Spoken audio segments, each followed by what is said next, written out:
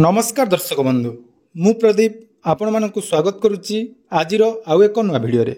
तो राज्य सरकार तरफ आसंता 30 तारिख रविवार दिन राज्य सरकार नुआ योजना अंत्योदय गृह योजना रे हिताधिकारी को जाकि नूतन गृह मिलवाई जाउची एवं यही योजना रे जो माने योग्य हिताधिकारी रही राज्य सरकार तरफ गृह निर्माण पर 1,20,000 टंका ता सहित 20,000 टंका बोनस देवार व्यवस्था करा जायछि एवं एही योजना राज्य रे जाकि आसंता 30 तारिख दिन आरंभ होगा जाउछि एवं एथिरे को माने योग्य हिताधिकारी हेबे एवं एही 30 तारिख दिन को मानकु घर मिलिबो आसंतु से विषय रे संपूर्ण डिटेल्स आज रो भिडियो रे जानिबा।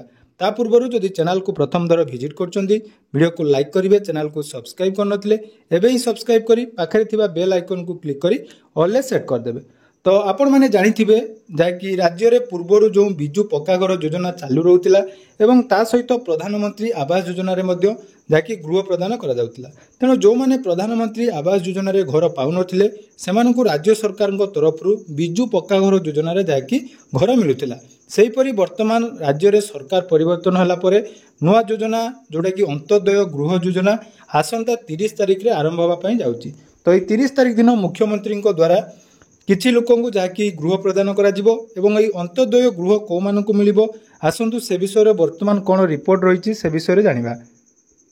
तो देखि पारुथबे जाकि 30 रु अंत्योदय स्कीम कलाहांडी रु बंटा हबो घर अर्थात अंत्योदय गृह योजना घर पई 1,20,000 टंका सरकार जाकि प्रदान करिवे। तेणु कलाहांडी रु आरंभ हेबो अंत्योदय योजना आसंता 30 तारिख रे भूमिहीन आर्थिक अनग्रसर परिवारंकु पक्का घर बांटिबे मुख्यमंत्री मोहन माझी। एथिपाई होईछि व्यापक आयोजन एवं घर निर्माण पाई देखंतु 1,20,000 टंका मिलिबो एवं धार्य समय रे घर काम सरिले अतिरिक्त 20,000 टंका सरकार तरफ प्रदान करा जिवार व्यवस्था करा जायछि। तेणु मुख्यमंत्री यह प्रथम कलाहांडी ग्रस्त होइतिबारु तांको स्वागत करिया पई जाकि व्यापक प्रस्तुति हेछि। तेणु ये अंत्योदय गृह योजना जोटा कि प्रथम थर पई राज्य रे आरंभ होगा पई जाउछि एवं एथिरे को मानकु गृह मिलिबो ना देखंतु प्रथम थर पई कलाहांडी रे जाकि हिताधिकारी मानकु भवानीपाटनाटारे गृह बांटिबे मोहन चरण माझी। तेणु एथिपाई जो बजेट आस्तिला एथिरे 7,550 कोटी टंका व्ययबराद करिसेंती।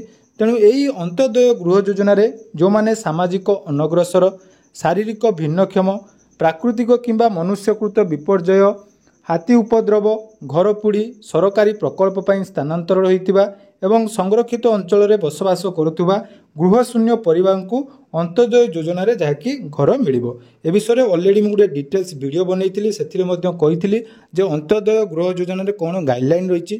तेणु आपण मैंने भावुवे जे समस्ते अंत्योदय गृह पर आवेदन करेंगे। देखंतु या पई आवेदन से माने करेंगे जो मानकर जो रूल रही नियम रही। जदि आपण मानकर कौनसी कारणवशत आपण मानकर जो घर अच्छी आपण माने आवास योजना पाई नाहंती एवं आपण माने जो नियम गुड़िक कहगला देखो जो गाइडलाइन अनुसार ये सबू कारणवशत आपण मानकर घर जाकि भांगा जाउची बा सरकारी काम रे आपण मानकर घर आसुची ताले से क्षेत्र में जदि घर भांगा जाउची ताले सरकार तरफ आपण मानकु जाकि हिताधिकारी को चिन्हट करी सरकार एटी घर देबे। तेणु यही योजना रे आसंता 3 वर्ष मध्य अन्यून 2,25,000 नूतन पक्का घर मंजूरी करा जिवो। तेणु पंचायत राज विभाग अधीन रे एही घर दिया जिवो एवं भूमिहीन को मध्य एथिरे सहायता मिल पारिबो। तेणु यही योजना रे घर पाइबा पई हेले आपण मानकर जो एलिजिबल क्राइटेरिया देखंतु जोटा कि रही आपण माने कच्चा घर थिले बा जंगल जमी रे रहउथिले फॉरेस्ट राइट एक्ट 2005 अधीन रे आसुथिले एवं जदि आपण मानकर 40% रु अधिक भिन्नक्षम होईची एवं निम्न आय वर्ग रही पीएम आवास योजना जदि आपण मानकर वंचित होइतिबे से क्षेत्र में किंबा प्राकृतिक विपर्यय हो किंबा वन्य जंतु द्वारा जदि आपण मानकर घर भांगी ताले से क्षेत्र में आपण मानकु घर मिलिबो। एठी देखंतु आपण माने भाबुथिबे गुटे फॉर्म मध्ये आपण मानकु बहुत सारा वीडियो वायरल होतबो बा आपण मानकु कहउथिबे जे सेही फॉर्म फिलअप कले आपण मानकु जाकि घर मिलिबो। देखंतु एटा आपण मानकर सरकार को हाथ रे रहिबो। सरकार जाकि योग्य हिताधिकारी चयन करिवे। केमिति चयन होबो ना आपण मानकर जो रहिला 6टी नियम रही से नियम अनुसार से कारण जदि आपण माने गृह बा बासगृह आपण मानकर भंगा जाउची ताले से क्षेत्र में आपण मानकु जाकि एटी घर मिलिबो। तेणु जो माने भी भाबुचंती जे आवास योजना पई जमिति आपण माने ऑनलाइन आवेदन करचंती या पई कोनोसी ऑनलाइन आवेदन प्रोसेस नाही जो आपण मानकु ऑनलाइन ले आवेदन न करी जदि जे कोनोसी समय एटा हला सरकार को योजना रहिला ଯେକୌଣସି ସମୟରେ ଯଦି ଆପଣମାନଙ୍କ କୌଣସି କାରଣବଶତଃ ବାସଗୃହ ହରାନ୍ତି ତାହେଲେ ସେ କ୍ଷେତ୍ରରେ ସରକାର ଯାଇକି ଏହି ଯୋଜନା ମାଧ୍ୟମରେ ଲୋକମାନଙ୍କୁ ଘର ପ୍ରଦାନ କରିପାରିବେ। ଏବଂ ଏହା ପାଇଁ ଦେଖନ୍ତୁ ଗୋଟେ ଫର୍ମ ମଧ୍ୟ ରହିଛି, କିନ୍ତୁ ସେ ଫର୍ମ ବର୍ତ୍ତମାନ ଯାଇକି ଆପଣମାନଙ୍କର କୌଣସି ଆବଶ୍ୟକତା ନାହିଁ।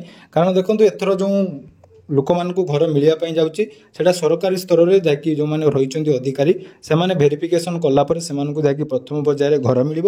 ଏବଂ ତାର ପରବର୍ତ୍ତୀ ପର୍ଯ୍ୟାୟରେ ଯଦି ଆପଣମାନଙ୍କର କେସ୍ କୌଣସି ସମୟରେ କୌଣସି କାରଣବଶତଃ ଆପଣମାନେ ବାସଗୃହ ହରାନ୍ତି ତାହେଲେ ଏହି ଅନ୍ତୋଦୟ ଗୃହ ଯୋଜନାରେ ଆପଣମାନେ ଘର ପାଇପାରିବେ। ଆଶା କରୁଛି ଏହି ଭିଡ଼ିଓ ମାଧ୍ୟମରେ ଆପଣମାନଙ୍କର ଅନ୍ତୋଦୟ ଗୃହ ଯୋଜନାକୁ ନେଇ ଥିବା ଡାଉଟଟି କ୍ଲିୟର ହୋଇଯାଇଥିବ।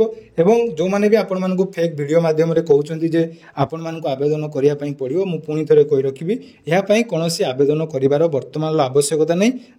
ଯେତେବେଳେ ଆପଣମାନେ କୌଣସି ଅସୁବିଧାରେ ପଡ଼ନ୍ତି ସେ ସମୟରେ ଆପଣମାନେ ଆବେଦନ କରିବେ। ଏହା ସହିତ ଆବାସ ଯୋଜନାରେ ଯେଉଁମାନେ ଅନଲାଇନ୍ ସର୍ଭେ କରିନାହାନ୍ତି ଆପଣମାନେ ଜଲ୍ଦି ଅନଲାଇନ୍ ସର୍ଭେ କମ୍ପ୍ଲିଟ୍ କରିଦିଅନ୍ତୁ, ଯାହାଦ୍ୱାରା କି ଆବାସ ଯୋଜନାର ଯେଉଁ ଲିଷ୍ଟ ମଧ୍ୟ ଆପଣମାନଙ୍କୁ 31 ତାରିଖ ପରେ ଆସିବା ପାଇଁ ଯାଉଛି। ଏବଂ ଯଦି ଆପଣମାନେ ସର୍ଭେ କରୁଛନ୍ତି ତାହେଲେ ଆପଣମାନେ ପାଇପାରିବେ। ଧନ୍ୟବାଦ।